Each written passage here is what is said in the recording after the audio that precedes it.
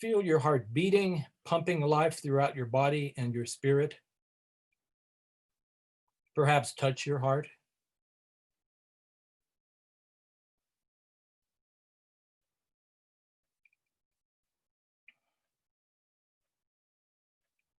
And now, keeping awareness of your heart, feel yourself breathing into and breathing out of your heart. Take each inhalation into your heart. Let each exhalation flow from your heart. Do this for a moment.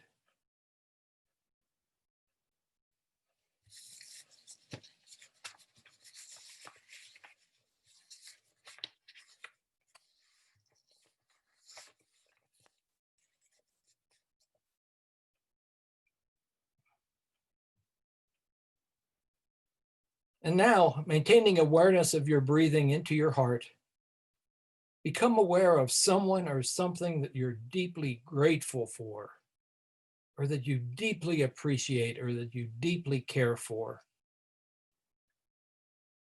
Let that awareness become a visceral experience. Feel that caring, that gratitude, that appreciation.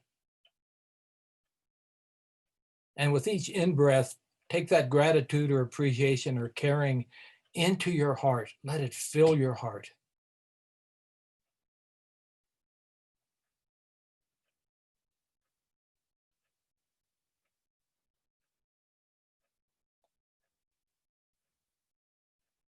Hmm.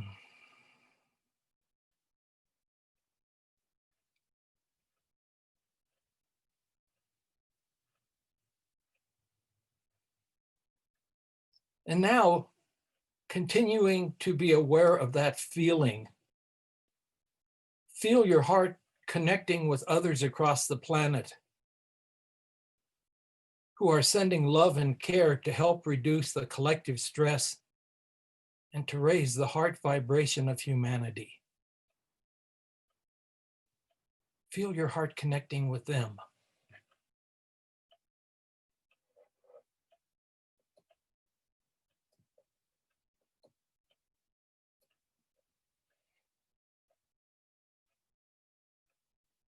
And while radiating love and care, see people increasingly treating each other with more compassion and kindness and cooperation.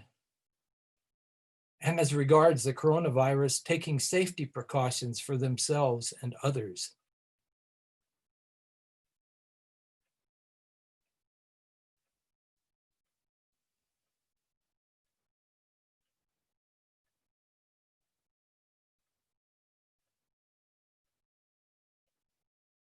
And now let's send sincere appreciation, caring, and gratitude from our hearts to frontline workers and caregivers and all those who are helping others through this pandemic. And also send compassionate care and heart warmth to the thousands of people who have lost loved ones through these times.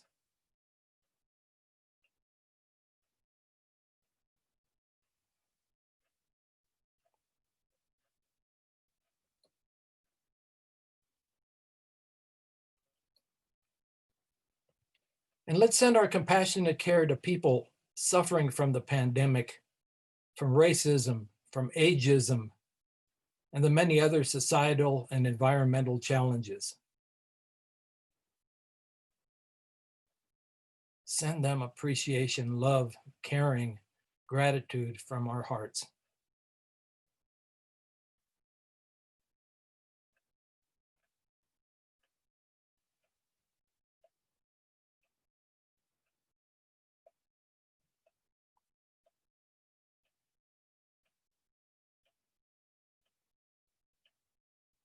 And ask your heart to direct some of this healing energy to any of the challenges or issues that you care about that are close to your heart.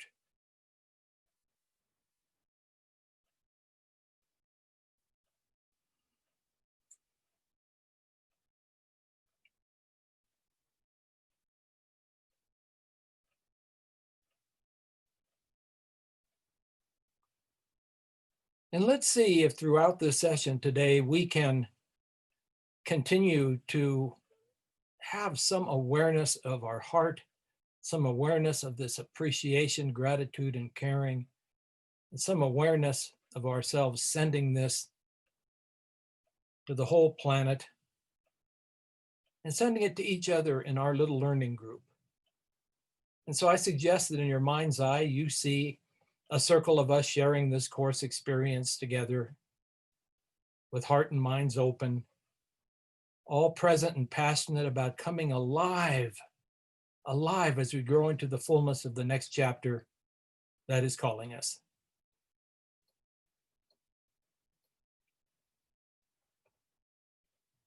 And now let's light our candles.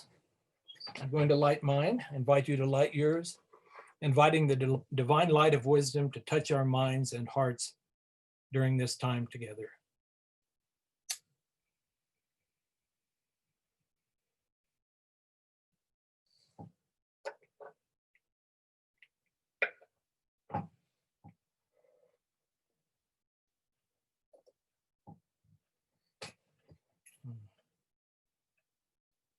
Okay.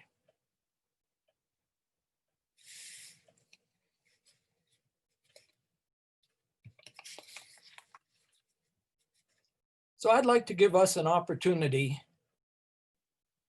as we did last week and we'll do next week, to hear briefly from everybody. And here's what I'd like to suggest for today. I'd like to suggest we take a minute to reflect on this, and then in one sentence, two at the very, very most, if you feel like you have to be more verbose, on this question. What is the deepest prayer or hope or yearning that you're carrying with you on this particular day? In this day in life, in this time, what's your deepest prayer or hope or yearning as you're experiencing it today? So we'll take a moment to reflect on that.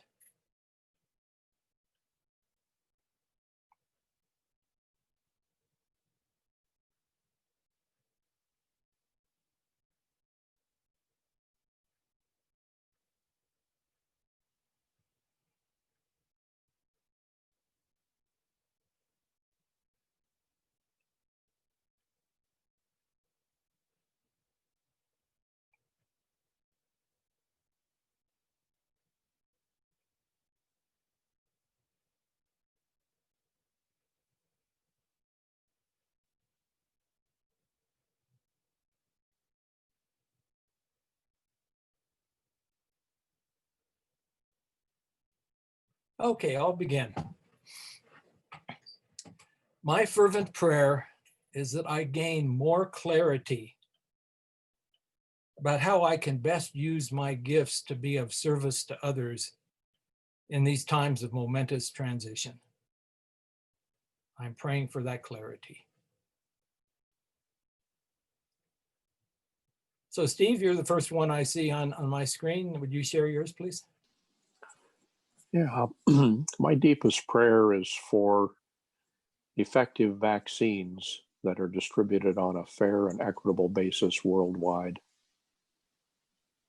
Okay, thank you, Steve. Georgiana.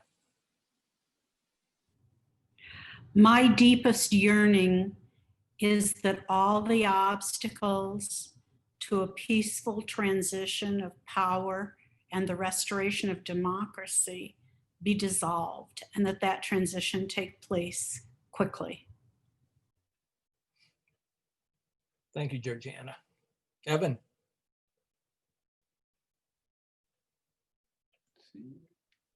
My deepest wish is that all beings be free from suffering.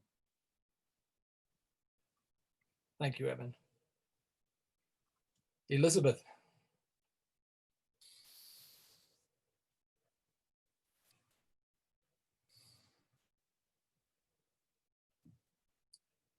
Elizabeth, can you hear me?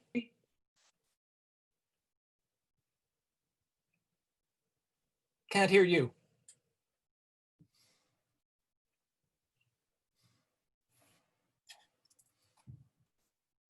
Okay.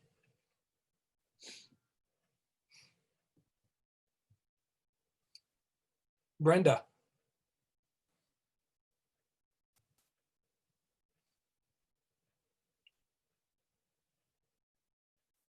I can't hear you, Brenda. There we go. Okay. Yeah, I have a specific one just for today, that I have complete vibrant health in all parts of my body and mind so that I can share my gifts with others. I'm facing some medical tests, so that I have a very specific one this week. Okay, thank you, Brenda. Deborah.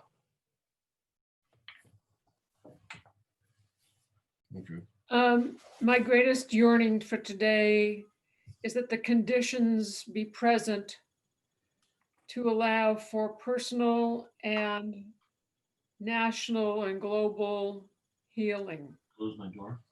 You have to latch it or it'll fly off. Thank you, Deborah. John.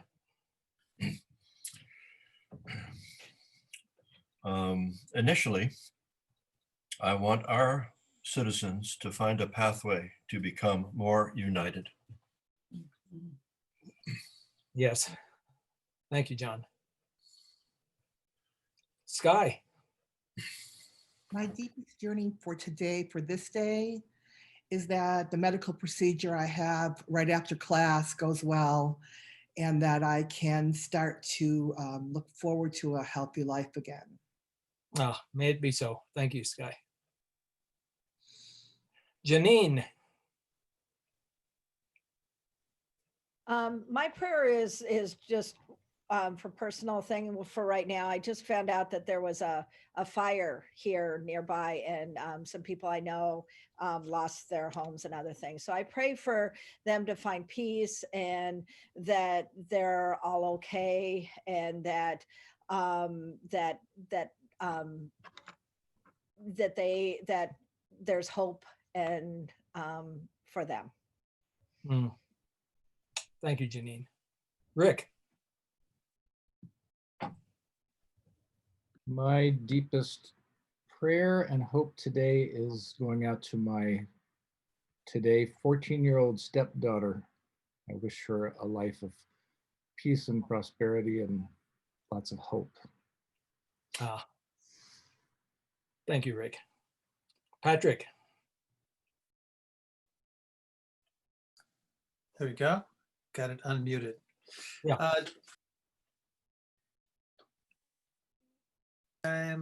There we go. I'm unmuted again. Somehow muted. Can you hear me okay now? I can hear you. Okay. My hope for today is for the health and well-being for all of my friends, family, community at large, and especially for those who are struggling. Thank you, Patrick. Ed. I have a yearning today for an awakening of consciousness and discernment in myself and the world. Thank you, Ed. Lori.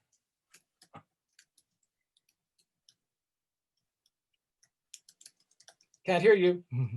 There you go. Right. Simply, may we be well through the winter months. May we. Thank you, Lori. You're welcome. Jeannie. My deep yearning is for a peaceful transition of power and for our nation to heal. Thank you, Jeannie. Roger.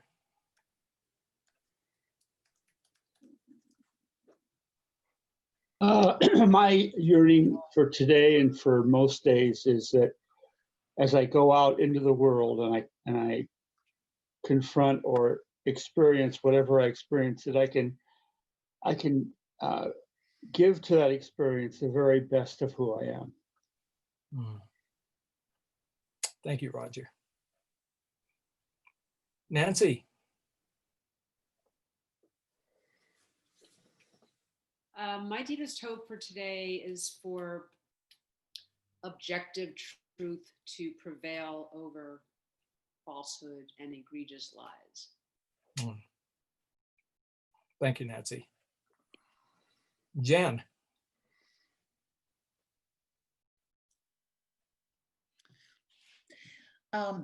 My deepest prayer and hope is for my family, my community, and our country to find a path of healing with the new Biden-Harris leadership.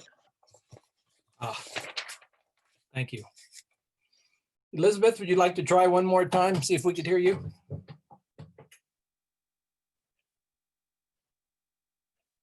No, we still can't hear you. But anyway, send your prayer out into the world. Yeah, Elizabeth, I think it looks okay from this end. I don't know if it's the sound of your device or not.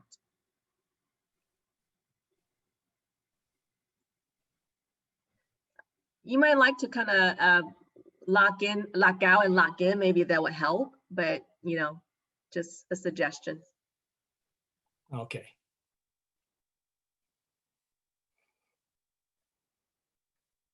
Now, to all of our prayers, may it be so.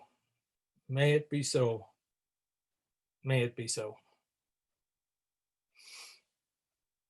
I got a poem to share with you by John O'Donohue. It very much goes with the theme of our work today. The poem is called The Time to Be Slow.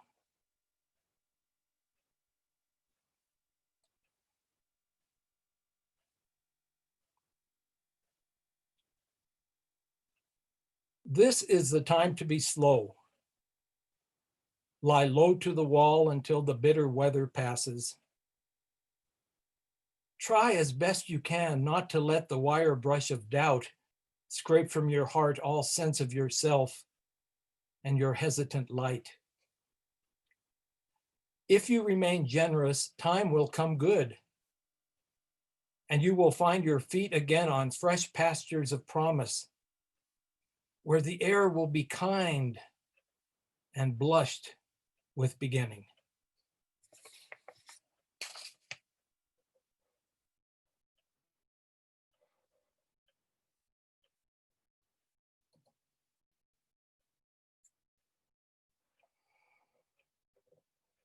Well, today, we're going to focus on how we can intentionally work to support our journeys through the neutral zone,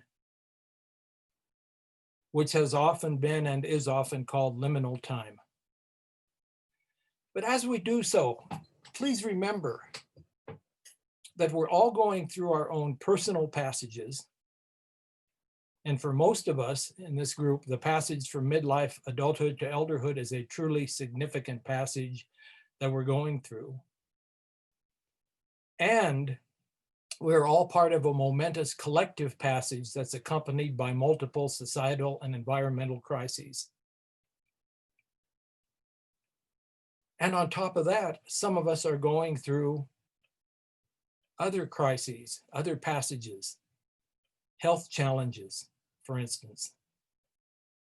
So for many of us, like myself, these collective crises serve to amplify what I was experiencing inwardly before the pandemic began. And I was feeling before the pandemic began that I was in some kind of a significant transition myself into elderhood in a whole new way than I'd been experiencing it before. And my deep need to grow even more into the fullness of elderhood feels ever more urgent as I become ever more aware of the importance of giving my wholeness and my gifts as an elder, if humanity is to use these crises as catalysts for transformation rather than collapse. These outer crises are giving much more urgency to this inner process of transition that I'm in. I imagine that may be the case for all of us. So let's focus on the neutral zone.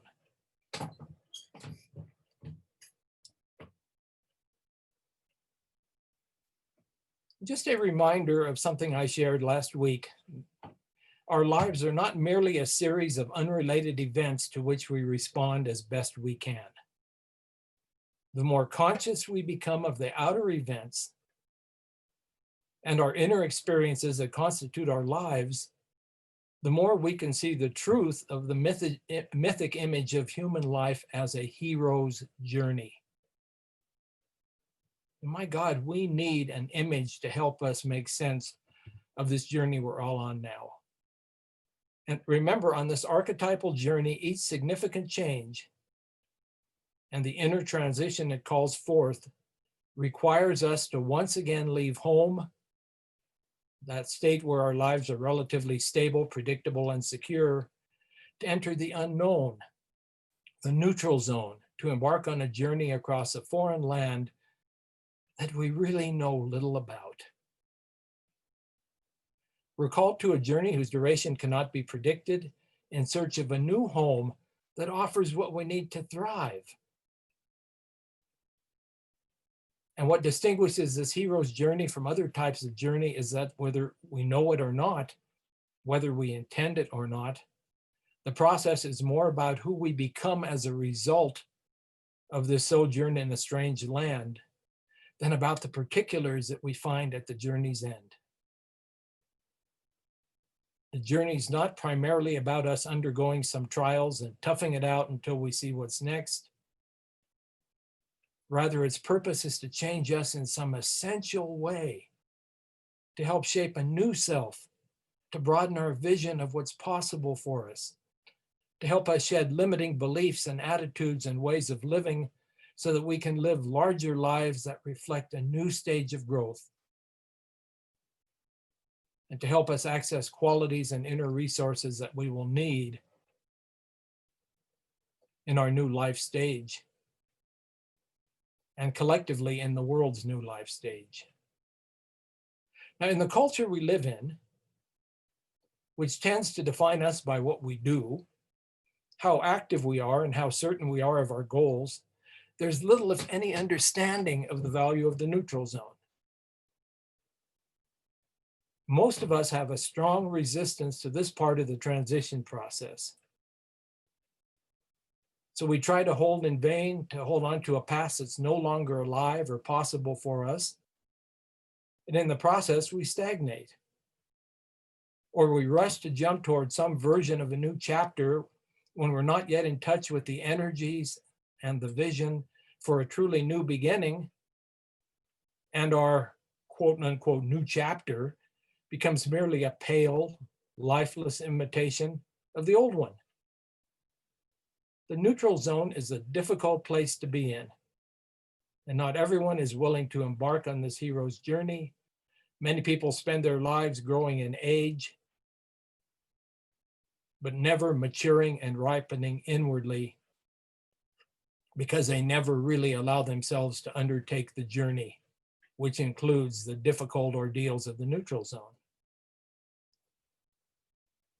And so for this reason, our minds, our rational selves, cannot play the lead role in moving us through significant transition. Yes, our mind is an important aspect of who we are, but our mind primarily reflects what we already know, the paradigm that's been shaping our lives. The thinking mind, or what's often called left brain conceptual thinking, is not capable of creativity. All it can do is rearrange our inner furniture. And so as our psyche seek to enter a new life stage, new furniture is needed for our inner home. And that's why it's so important when we're in transition, and especially engaged deeply with the neutral zone, that we find ways of tapping those other aspects of ourselves, other than just our minds, that are the source of creative inspiration and intuition and vision and gut feelings and inner guidance. And so that's why when we're in the neutral zone of transition, and let's say we're trying to find how we can best make a difference in the world, how we can find purpose, how we can use our gifts, taking skills inventories or aptitude tests or the like to find what we might not do is very helpful. It's not very helpful in showing us the direction our inner compass is pointing us toward. Because there can be a big difference between choosing something we have an aptitude or skills for and choosing to devote ourselves to something we have passion for, something that will draw on our gifts, that will respond to an inner calling, that will give us a true sense of purpose. And so the neutral zone is the time to bring our whole selves as best we can to the process of gestation of a new stage and a new self that's seeking to emerge. So what I'd like to do with you is to share with you several of the ways that my colleagues and I have found most effective for accessing the full potential of neutral zone time. As seeds of visions for your future germinate in you, waiting until the time's right to emerge as new life and as new beginnings. You might call these practices for the journey through the neutral zone.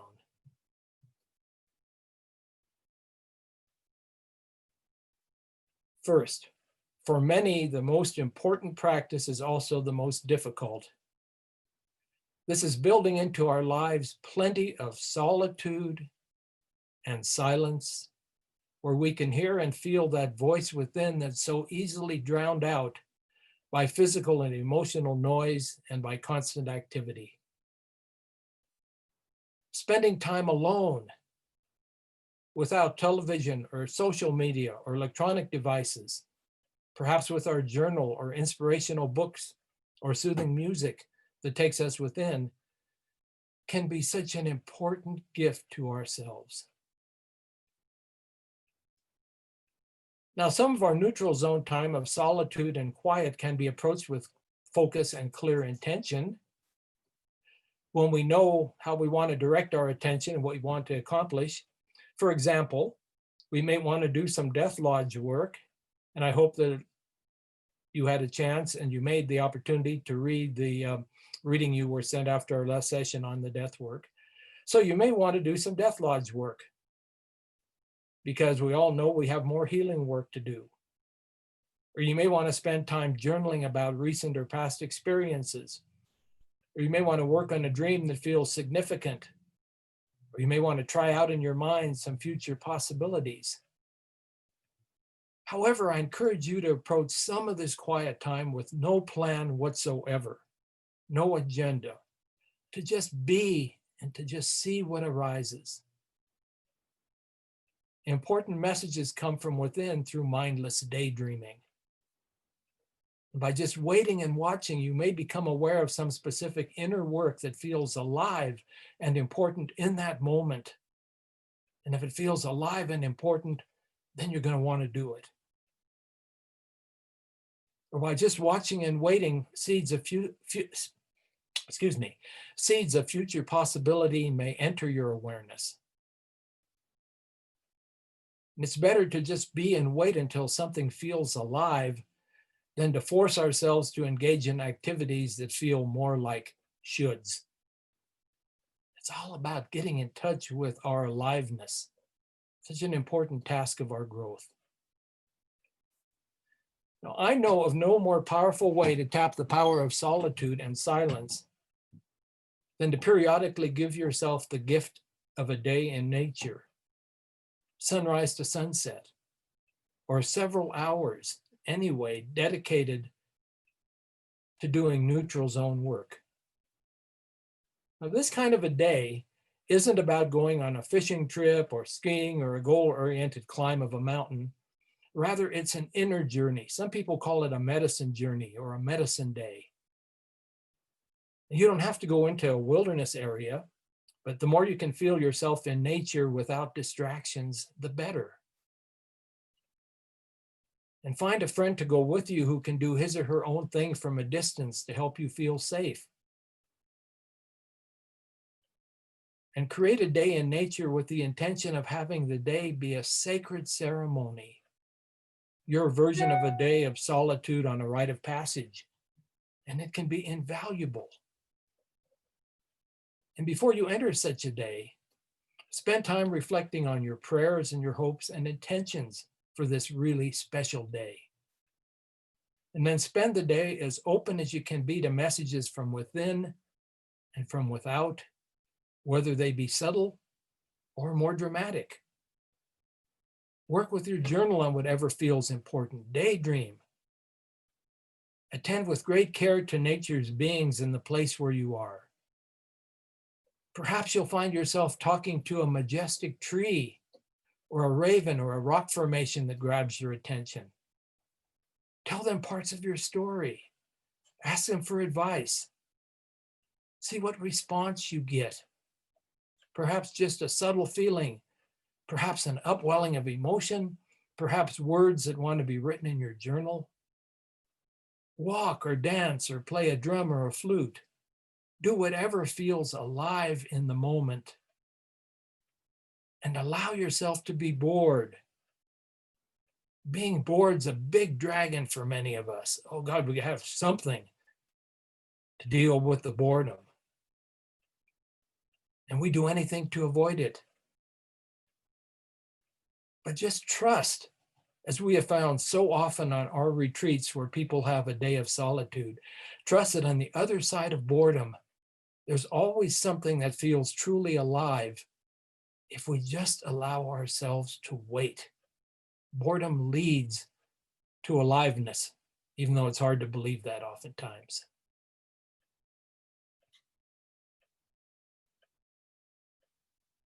Another important way to use the neutral zone well is to engage in creative expression and play.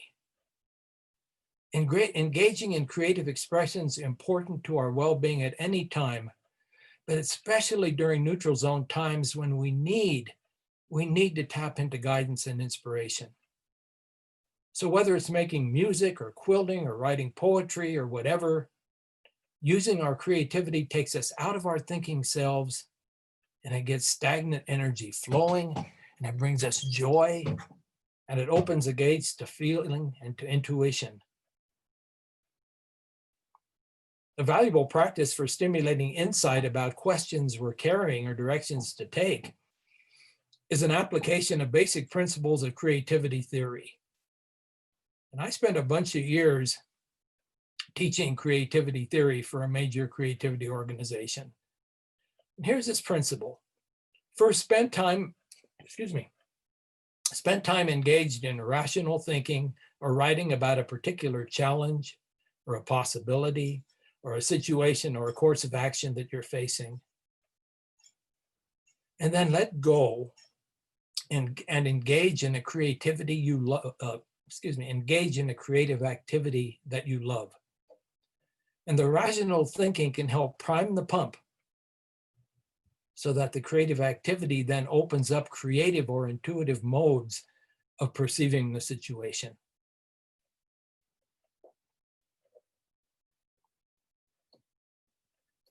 Inviting and courting synchronicity is another important practice we can engage in when we're deep in neutral zone time. And I think we all know the psychologist Carl Jung was probably the first to make the modern world aware of something that indigenous people have long understood, that external signs can and do speak to us about inner phenomena. And life transitions are a time when people are more open to awareness of these connections, and the synchronicities themselves are oftentimes more striking. We just have to be looking for them. For many people, synchronicities are an important way that inner guidance presents itself to them. So there's value in courting synchronicity. And in many traditional rites of passage, the one being initiated into a new life stage was taught that synchronicity would be their way of knowing if they'd succeeded in finding the vision that was the goal of their rite of passage. If they found and were blessed with a sign that really spoke to their heart, that was their way of knowing that they had found the vision they needed. So perhaps the most effective way to court synchronicity is to enter ritual space in whatever way works for you. And in that space, ask your higher wisdom, however you name it, to give you a sign that will help answer an urgent question or provide necessary guidance.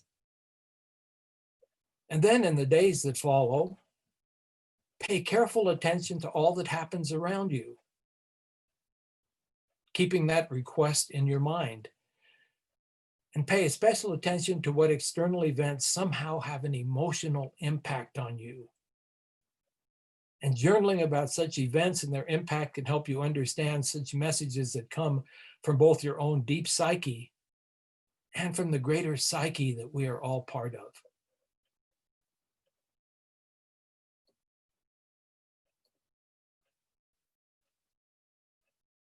Paying attention to our dreams can be really valuable for many of us when we're in this time of confusion, inner turmoil, loss of direction of the neutral zone. I don't have time to say a lot about dreams, except that our dreams are reflections of our inner lives.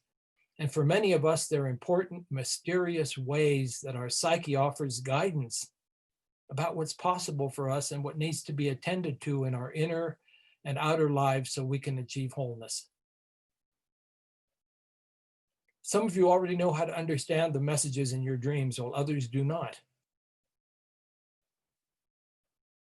I once had a woman on one of my rite of passage programs who did her doctoral dissertation on the dream life of people in transition. And her research confirmed what those who understand transition know, that people's dream lives tend to awaken in a big way during transition. And during these times, our dreams are often dreams of endings, of death, or fear of dying, or being injured, or being lost, or being assailed by fearsome things. We're dreaming this because in transition, an old identity is indeed dying, and our egos fear being injured or having to die. So we do indeed feel lost in many ways. So I encourage you to find a good book on dreams. If this appeals to you, begin to explore yours, or better yet, find a dream group with whom you can learn and explore together. It's amazing what happens in a dream group. How being in such a group all of a sudden causes you to begin to remember dreams, helps you to gain understanding. And this could be a valuable part of your neutral zone work. And I'll tell you, in my own neutral zone, which has been pretty intense for the last few months, I've had a lot of dreams of being lost, hopeless, of various kinds of death. And lo and behold, the other night, I had one of those dreams that I woke from, and I knew that I had received a powerful gift. And I don't have time to go into the dream in any detail, except to tell you that even though it might sound insignificant and silly to you, the whole night I spent interviewing and learning about the inner life of the Rolling Stones. And I woke and I knew that I had gotten an important piece of what I need to be doing on my journey forward to give my gifts. It's not about the Rolling Stones, but it's about the essence of what I was doing to get in touch with the inner life of others, to help them get in touch with it. Now, when we're in the thick of the neutral zone, all kinds of inner reflective practices, like I've suggested, are vitally important. However, for most people, such inner work alone isn't sufficient. Clarity doesn't come like an eagle of inspiration landing on your shoulder as you sit in meditation, attending to your inner life. That might happen for you, but for most people, it isn't that dramatic. So what's important is using neutral zone time as a time for experimenting and for exploring to see what feels truly alive for you as you look toward your next chapter. Try things you haven't done before to see how they feel and what they evoke in you. Take a class or two, volunteer, learn and practice a new skill. If you're retired or without employment, maybe try out part-time jobs. Talk to others about what they love to do. The key is exploring to the extent possible in your life to see what can bring you alive without making major commitments at this time. The neutral zone is not a time for making major commitments. That time will come when you gain the clarity that you need to help lead you into new beginnings. So the neutral zone is not a time for commitments, but rather it's a time for being open to guidance. Commitments made prematurely are probably not authentic and sustainable, and they may well sabotage your gaining the benefits of the transition process.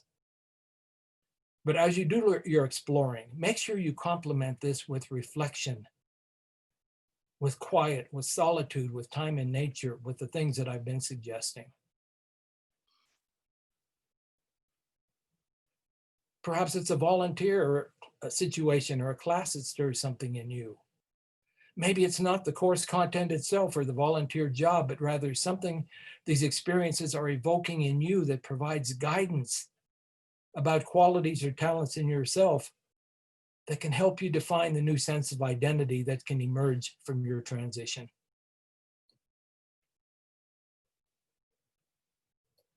Got one more I'd like to share with you. Our journey toward wholeness as elders has as its foundation a strong, ever-growing relationship with our spiritual dimension, with that aspect of ourselves that lies deeper than mind or emotion. That's the very essence of who we are and what we're called to bring to the world. The primary qualities of this dimension are love, energy, and clear vision for how we can best grow and heal and give our gifts. It's this dimension, this spiritual dimension of ourselves that sees the bigger picture of our lives, knows who we are, what we're capable of becoming, and is always there to support us in doing so.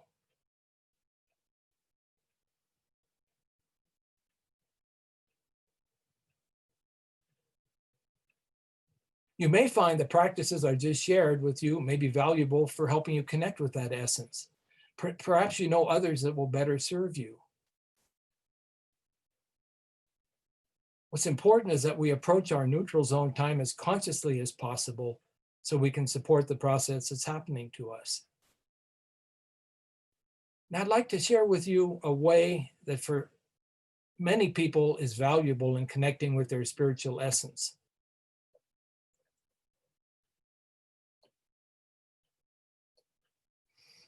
Since this source of love and wisdom doesn't have a form, it's inner, it's energetic, it's a state of consciousness. For many people, there's value in allowing our psyches to provide us with an image that embodies these qualities. And if we ask, our psyches will usually provide such an image. And for many of us, especially as we're nearing elderhood, the archetypal inner elder is such an image. So many people find, and I encourage you to try this out at some point, deeply relax, and then in your mind's eye, have a meeting with your inner elder. And how this source of guidance and compassionate understanding looks is totally up to the psyche of each individual.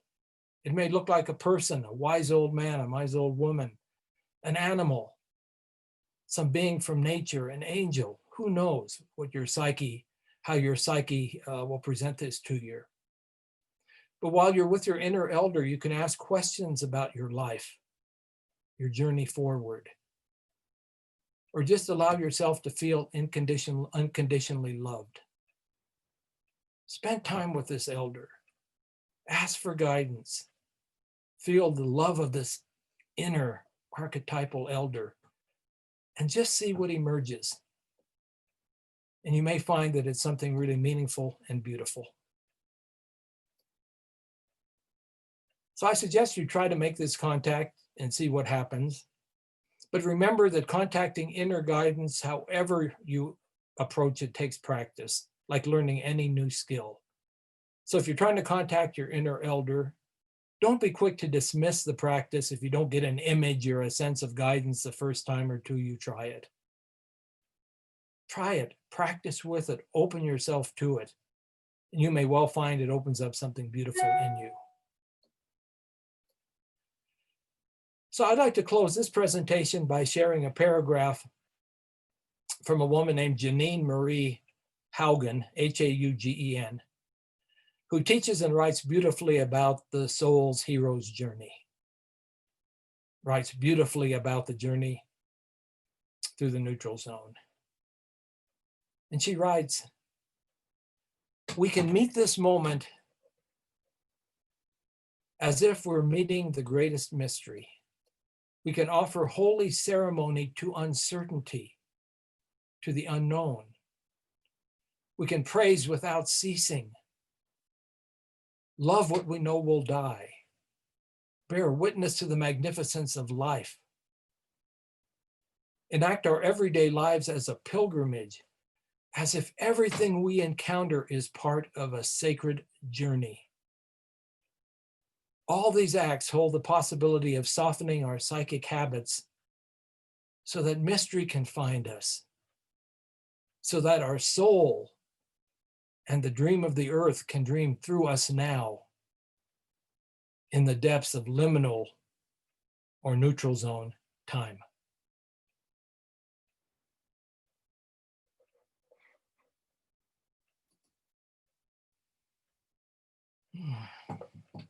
Let me take a look to see how we're doing here.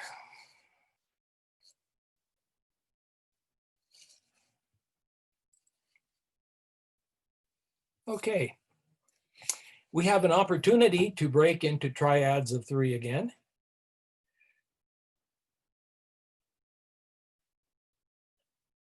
And here's what I'd like you to discuss, or what I invite you to discuss.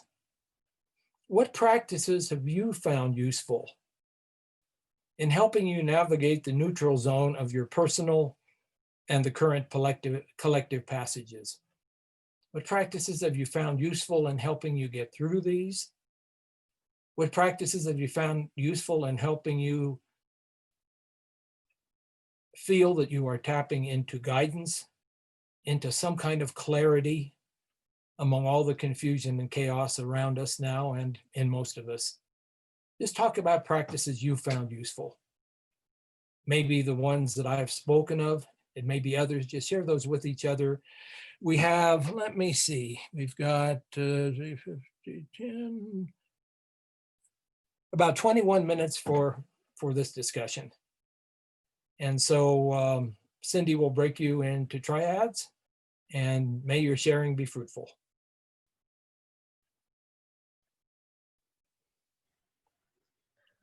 Please accept invitations. You go to different rooms.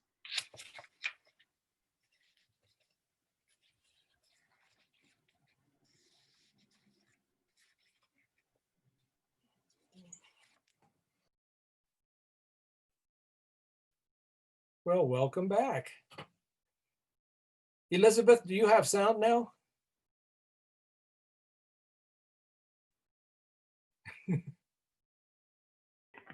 I do.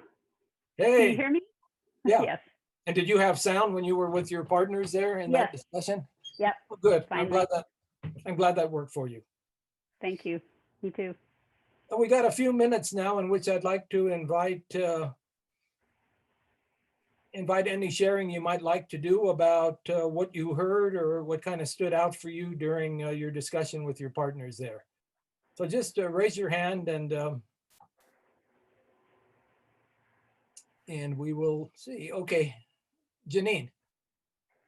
Yeah, we talked a lot about like our harvest and and how in that process that when we're in that transition that sometimes we leave behind things that are still could be harvested, or that we and knowing what to pay attention to, and feeling that whole process of what it's like, of the planting, of the, of then, looking at the whole process of fertilizing, and then eventually getting what we need. And then what do you do with it after you harvest it? And sometimes, having that, kind of perfectionist attitude of, let's get everything, or just like we move so fast through life that we forget to actually harvest what we've learned or what we've gotten in that neutral zone, that we just keep moving on. And so I thought that was a really useful kind of imagery for us. Janine, can I ask you to just say a bit more? What do you mean by the word harvest?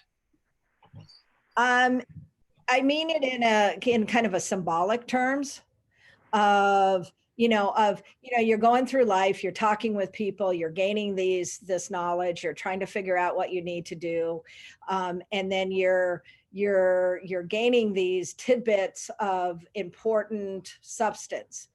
And what do do you take that substance and then use it in your growth process, or do you just kind of move beyond that or leave it and not really do it, and then later go looking back and saying, wow, that was substance that I didn't really bring into my growth process. Mm-hmm. Roger might be able to say a little more with where he was coming from. I really enjoyed the talk with him, if he wants to. Yeah, I guess what we were focusing on too was awareness and mindfulness of each moment, and thinking back at the end of the day or the end of the week on what actually happened in that moment, trying to deepen the moments as much as we can, each day, and going into situations with that in mind. I guess that's part of the tech that we were using, more than a practice like journaling or whatever. It was more of your daily walk. Right. And what happened on your daily walk. And were there moments during that daily walk that you could grab onto and say yes? And it doesn't have to be verbal. It could be what you see. It could be what you hear, what you smell. It could be any of those.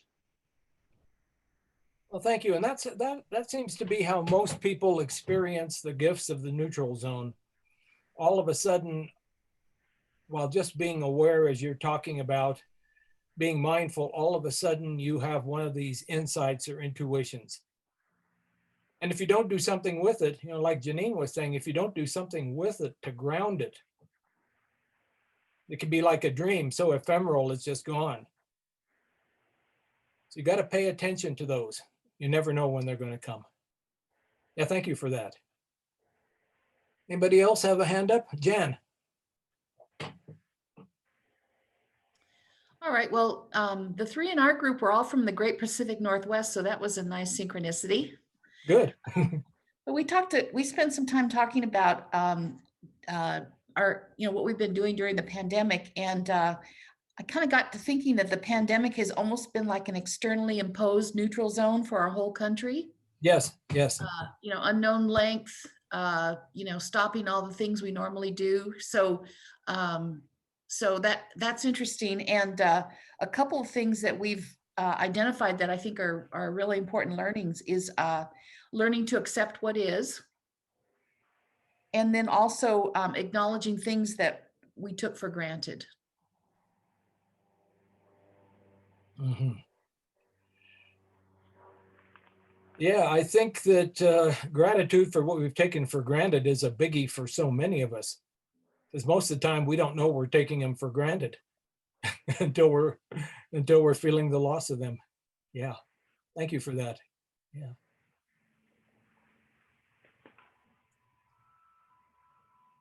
Elizabeth. We talked about our fears, like our ability to access growth. A couple of us don't dream much, and I think we all felt that we are blocked in some ways in terms of really being able to move through the neutral zone. Mm-hmm. Well, Did I get that right? right? I'd like to remind you, Elizabeth, and everybody else,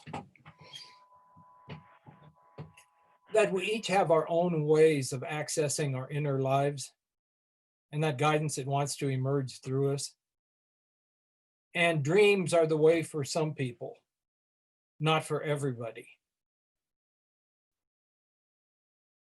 Having a lot of synchronicities happen is the way that it seems to happen for some people, not for everybody.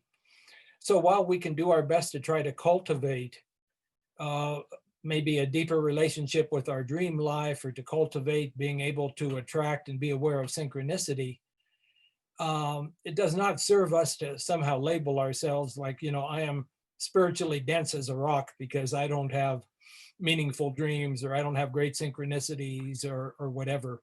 Our I task think- is to find our own way. I think it was more about the ability to get out of our minds and access our hearts in the Okay. work. I might not have said it right. I think it was more that than like, what is there a fear there about letting your mind go and not be in control and go through your heart? Okay, yeah, thank you for that clarification. Yeah, I hope I got that right. If either of you, yeah. I think for a lot of us, there is that kind of a fear. We're so identified with our minds and our egos that all of a sudden, if there's great input coming from other places, that could be frightening. Can indeed. Thank you.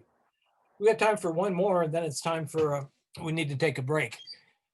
Anybody else have something to share right now?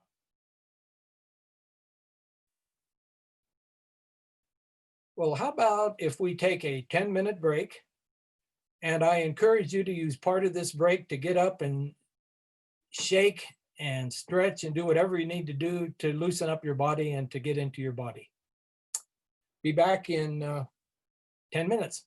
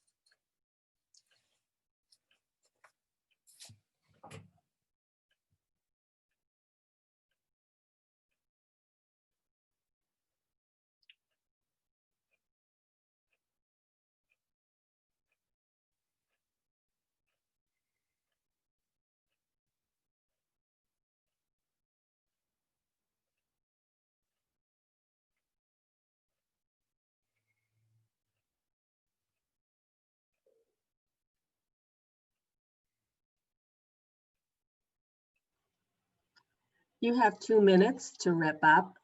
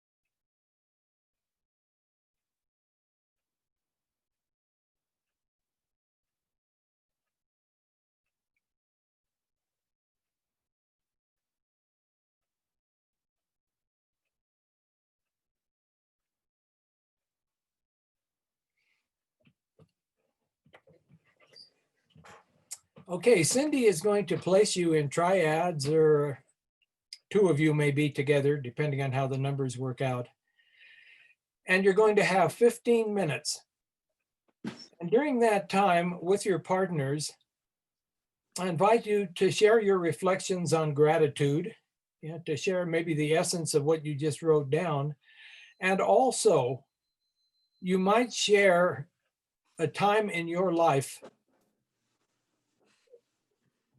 as you look back when you really, really feel that you were touched by guidance. You feel that you were guided and you acted on that guidance.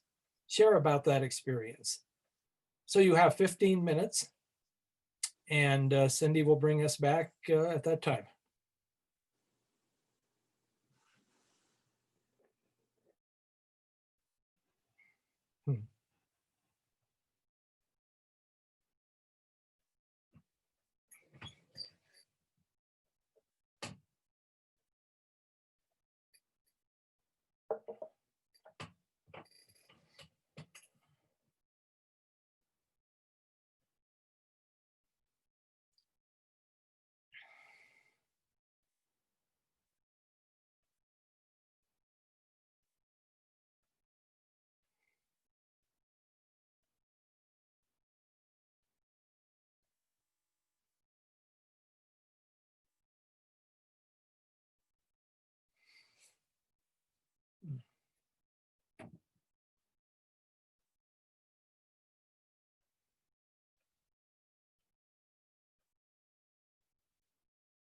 Okay, welcome back. I think we could easily take a long time. We could easily take an hour, I think, to explore together this whole theme of guidance. And it's such an important theme, I think, for all of us as we deal with the big transitions we're in now. We don't have that much time, but we do have a few minutes. And so I'd like to invite anybody who would like to just share some of your wisdom or the wisdom that came up in your discussion about guidance. What might you like to share?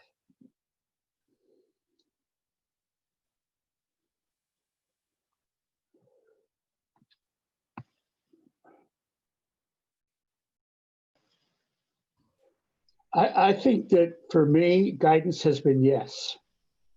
Every time. It's been a clear aha or clear yes. And often it ran contrary to most of what I had been practicing up to that point. Uh-huh. It was clear. It was not unequivocal. It was yes. Now, whether or not I listened to that or not is another question. Yeah. Okay. Thank you for that, Roger. Yeah, please. Janine. I just, one of the things that came up is that we need a kind of a 101 lesson on guidance, because it's sometimes really hard to know what you're listening to and knowing all those things. And those are really, it makes you really think about, am I listening to it or not? And kind of like Roger said too, that a lot of times, after the fact, that it was probably the right guidance and you didn't listen to it, or after the fact that, oh, okay, I moved into the right place. You have those synchrony, and for me, happening multiple times when I don't listen to it, like it comes up in a variety of different formats, a variety of different situations, makes me kind of realize that it's guidance. Yeah.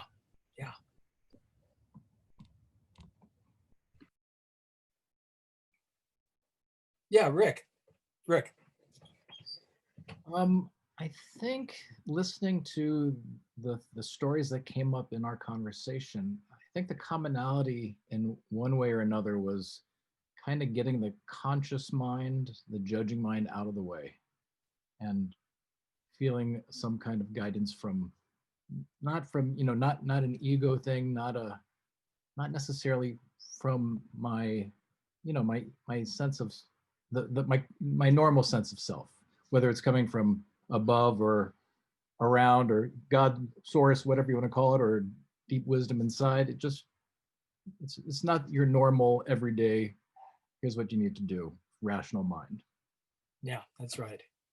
Comes from another place. And as Elizabeth reminded us earlier, sometimes trusting that other place can be kind of frightening.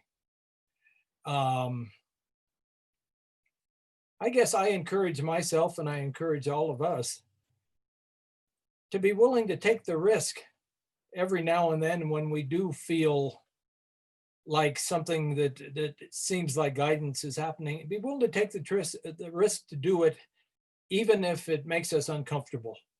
If it somehow feels it's coming from somewhere other than just our normal mind, if it has some kind of a feeling of rightness to it, be willing to take the risk of trying it out and seeing what happens. And there aren't a whole lot of instances where if we're wrong, all of a sudden we're going to end up in some total disaster. We'll learn something from it.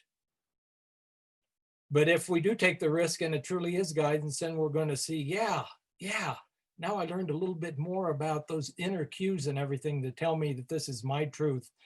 And we'll have a little more confidence to be willing to act on it in the future. Anybody else?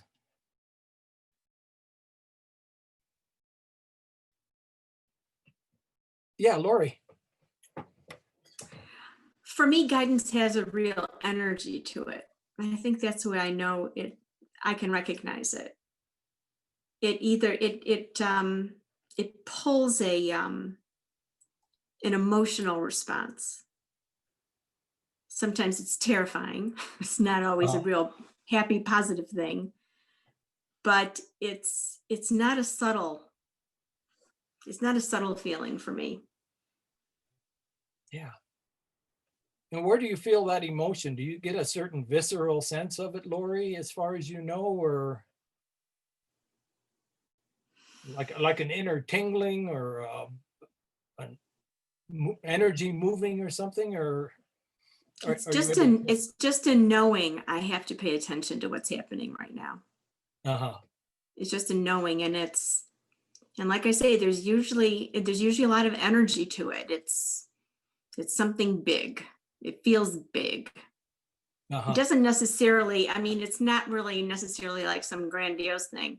It's not what I mean. It's just kind of profound. It gets my attention. Maybe that's what I'm trying to say. Yeah.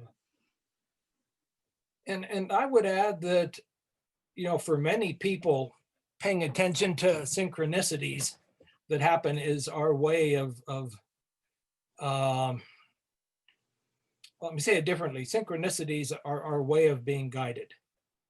And paying attention to them could be so important. And I was talking with Cindy when you were in your groups, talking about how there are synchronicities that somehow touch you and have an emotional jolt to them. And there are other synchronicities that are just kind of head things.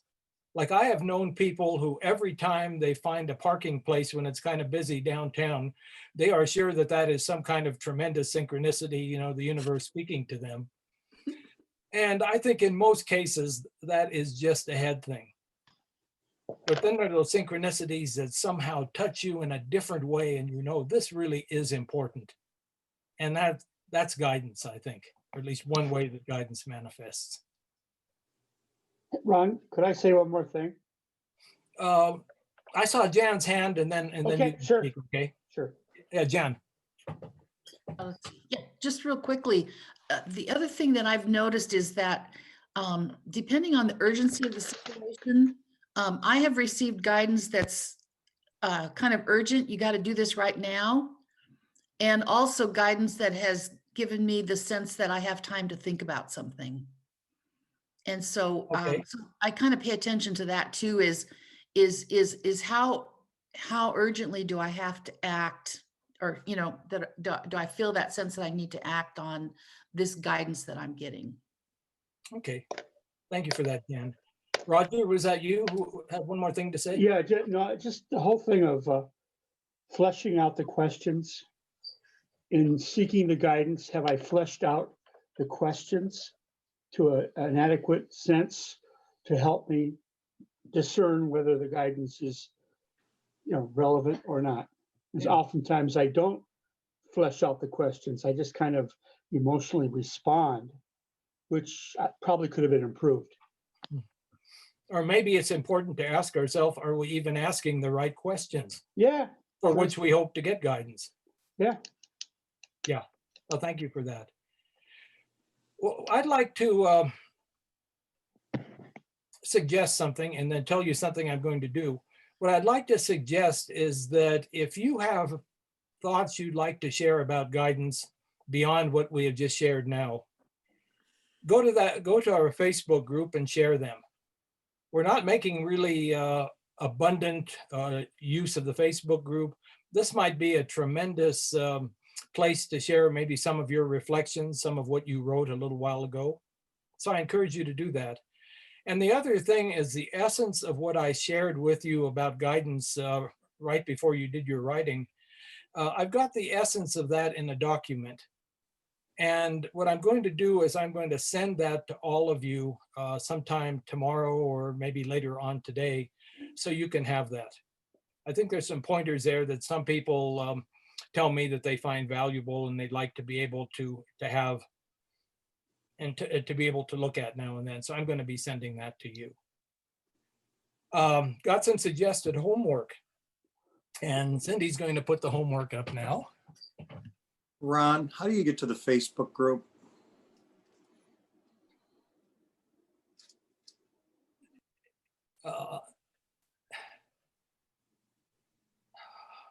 Well, are you a member? Are you a member of the group? Not that I know of. I looked for it. I don't know what the name of it is. Oh, then what I will do is I will send you an email that'll tell you how to become part of the group. Okay. Thank you. Okay, Ed. Yeah. Here's the homework. You're going to receive an article that I wrote a while back called "We Were Made for These Times." And I'd like you to read and carefully reflect on that article, and then take time with your journal to answer these questions. What role does growth play in your understanding of what it means to live each chapter of your life consciously? In what ways do you see this time of crisis catalyzing your growth? Perhaps your growth as a conscious elder or your growth in general? How is this crisis actually catalyzing growth in you? And lastly, what changes might you make in your life to support your using these crises as opportunities for growth? If maybe you're not using this time of crisis in ways that you would like to help you grow, what changes might you make in your life that can support you using this as an opportunity? So I encourage you to spend some time with that before we see each other next week. And I would like to share a final poem with you by that wonderful writer, Terry Tempest Williams, who some of you may know. It's called Erosion. Let us pause and listen and gather our strength with grace and move forward like water in all its manifestation. Flat water, white water, rapids and eddies, and flood this country with an integrity of purpose and patience and persistence capable of cracking stone. I am a writer without words who continues to believe in the vitality of the struggle. Let us hold each other close and be kind. Let us gather together and break bread. Let us trust that what is required of us next will become clear in time. What has been hidden is now exposed. This river, this morning, this moment, may we be brave enough to feel it deeply and then act. Next week, we're going to talk about how we can act. We're going to talk about purpose. That's going to be our major theme. I wish you a good week. I thank you. It's an honor and a pleasure to be able to share with you. Blessings to all of you.